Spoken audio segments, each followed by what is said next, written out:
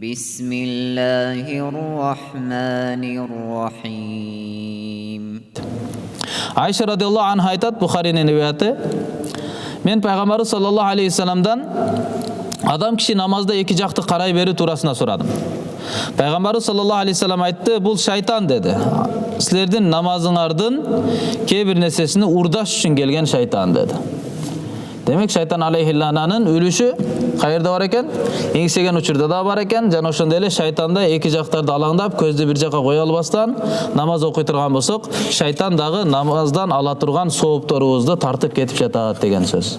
Эгер биз соода кылып аткан болсоңуз, соодаңызды эгерде мисалы сиз билсеңиз шоттон анын сиздин эсебиңизден банктан бир жакка агып кетип атат, аракет кыласыз да аны тактап билип, ким бул акчамды чыгарып кетип атат, ким акчамды өзүнө которуп алып атат деп, аны жолдоруну жабасыз.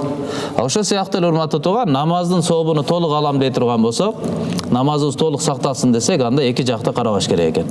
Намазда турганда толук кунт коюп намаз окугандын аракетин кылыш керек. Кыямда турганда, түз турганда каякты карайбыз? Адеп да, намаздын адеби, мустахаб амалы. Түз турганда сежде кылып аткан жерди караш керек. Рүкүгө барганда эки буттун аралыгына карап туруш керек. Көздү жума албаш керек намазда.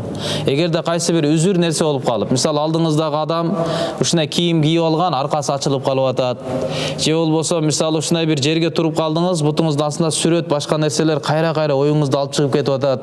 Ушундай сүрөттөр болуп калса гана көздү жумганга уруксат да. Болбосо көздү жумбай окуган жакшы. Көздү ачып окуш керек. Көздүн көз карашыны тик турган, кыямда турганда сежде кыла турган жакты карап турабыз. Рүкүгө барганда эки буттун аралыгына карап турабыз. Аттахиятта олтурганда ошол этегибиз бар го, эки тизенин аралыгы.